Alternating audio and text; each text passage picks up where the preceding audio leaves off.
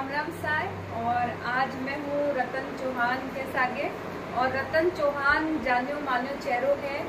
और ये देखो ही वो रतन चौहान का नित नया वीडियो आवे हैं, बहुत ही अच्छा हुए हैं।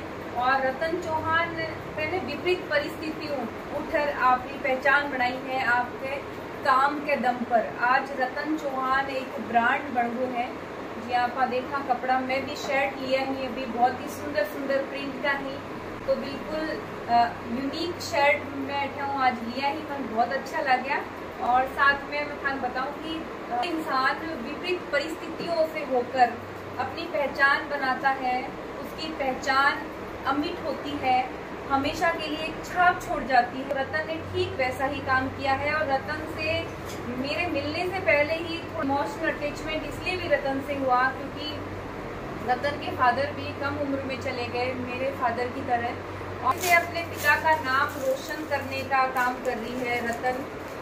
आज शायद पिताजी इस दुनिया में होते और रतन के कार्यों को देख उनका सीना गर्व से चौड़ा हो जाता, क्योंकि बेटियां जब बेटों का दायित्व निभाती हैं तो ये अपने आप में बहुत बड़ी बात होती है। देखने में बहुत सामान्य लगता है। हमने भी संघर्ष करे हैं मेरे फादर के जाने के बाद। मैं दर्द समझ सकती हूँ कि पिता का साया सर से उठ जाता है तो कितना स्ट्रगल करना पड़ता है, और खास तौर से बेटी को, क्योंकि उसको संभल कर कदम रखना पड़ता है। पिता नाम साथ लेकर चलते हुए एक पहचान बनाई है। सबसे बड़ी बात है कि बहुत अच्छा आपने बिजनेस शुरू करा, छोटा सा वैसे जैसे हम पौधे लगाते हैं वैसा लगाया, और एक आज ये विशाल पेड़ बन गया है। हर कोई रतन को पहचानता है। रतन जब एक ब्रांड बन गई तो ये अपने आप में बहुत बड़ी बात है। तो सामान्य आम लड़की से कैसे एक रतन चौहान एक ब्रांड बन गई, तो रतन एक रत्न बनकर उभरी है। और अपनी मम्मी से रतन को बहुत ज़्यादा लगाव है। जैसे मैं भी अपनी मम्मी के साथ वीडियोस लगाती हूँ, रतन भी लगाती हैं, तो थोड़ा सा मेरा इमोशनल अटैचमेंट इसलिए भी हुआ। और खास तौर से जो भी बेटियां या जो महिलाएं जो अच्छा काम करती हैं वो मुझे बहुत खुशी होती है। सब कहते हैं ना रतन की एक लड़की दूसरी लड़की की प्रगति को देखकर ईर्ष्या करती है, या महिला की प्रगति को देखकर ईर्ष्या करती है, लेकिन मुझे बेहद खुशी होती है। और तो मुझे लगा रतन से मिलके आना है। एक बेटी होकर इतना अच्छा काम कर रही है, तो साथ ही मैं रतन के लिए लेकर आई हूँ पौधा। जैसे मैं हमेशा जिस किसी को भी गिफ्ट देना होता है मैं हाथ में लेकर चलती हूँ हरा सोना। और ये जो हरा सोना है ना रतन, ये जिंदगी देता है, और पीला सोना जो है वो टेंशन देता है।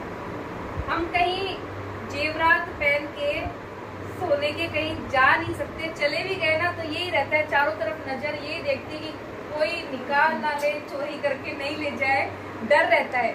और ये हरा सोना जब हाथ में लेकर मैं चलती हूँ तो मुझे बड़ा प्राउड फील होता है कि मेरे हाथ में है जो जिंदगी दे रहा है हमें, वो हरा सोना है।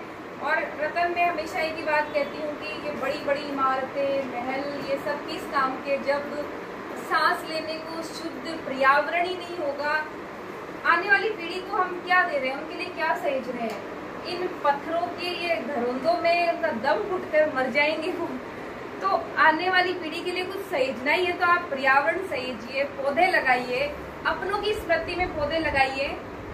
और मैं रतन से भी कहूंगी इस बार पिताजी की स्मृति में अपने को पौधे लगाने हैं, ताकि पिताजी की स्मृतियां हैं वो लंबे समय तक उन पौधों में रहें। मेरे फादर जाने के बाद हम बहुत डिप्रेशन में आ गए थे, उसके बाद डिप्रेशन से बाहर निकलने का जरिया बना ये पौधे। तो मैंने मेरे फादर की स्मृति में पौधे लगाए, तो उसके बाद मुझे ये लगा कि मेरे पिताजी यहीं हैं, कहीं नहीं गए हैं, इन पौधों में ही बसते हैं। तो आप भी ऐसा काम करें। साथ ही विश्व पर्यावरण दिवस आ रहा है, 5 जून आ रहा है, तो रतन थोड़ा सा आपको मैसेज भी देगी। रतन खुद भी पौधे लगाएंगी और आपको भी 2 शब्द कहेंगी। बताओ रतन, पर्यावरण के बारे में आपका क्या विचार? ईसा जयवा करनी, तो आपने ये जो अनमोल शब्दों में मेरी तारीफों का बखान किया, उसके लिए शुक्रगुजार हूँ। हालांकि इतना मैं लायक नहीं हूँ, फिर भी थैंक यू सो मच। तो जियान आप सभी जानो कि छाया सर जरा ढूंढ है, लेकिन भी छाया टाइम को तो कोई वो लगावे। आप बहुत बढ़िया तरीका बात में जाना। और जियान 5 जून आबा आ रही है, पर्यावरण दिवस आबा आ रहा है, तो आप आई विनती है बयान मैं भी अभी हूँ स्टार्ट कर वो काम कि आपने पौधो लगानो आपने एक एक, तो बियान आप सभी ने भी वो काम करना है, में सहयोग देना है। और जियान आप घर अपना छोटा टाबर को जियान ध्यान रखा है, बियान भी पौधा को अपन ध्यान रखना और भी पौधा ना अपने यहाँ वृक्ष बनाना है कि वो आगे अपने काम आवे और आगे आप वाली जो पीढ़ी है का काम आ सके। घणो आभार आपको। क्योंकि पेड़ लगाणु कोई बड़ी बात को नहीं, पेड़ ने बट वृक्ष बनाणु को अपने आप में बहुत बड़ो चैलेंज है। तो पेड़ लगा छोड़ना को नहीं, क्योंकि अक्सर रतन देखते हैं कि जब भी दिवस आते हैं तो पेड़ तो सभी लगाते हैं, लेकिन उनको जाकर संभालता कोई नहीं, उनको लावारी से छोड़ दिए जाते हैं। बड़े बड़े नेता मंत्री तक पेड़ लगाते हैं और उनको ये भी ध्यान नहीं रहता लगाया भी था क्या, और वो पेड़ क्या है सूख जाता है, थोड़े दिन बाद हम देखते हैं वो सूखा अकेला ही खड़ा रह जाता है। तो ऐसा पाप बिल्कुल भी नहीं करना है। पेड़ लगाओ तो उसकी सार संभाल भी करनी है और उसे पौधे से पेड़ बनाना है, वट वृक्ष बनाना है।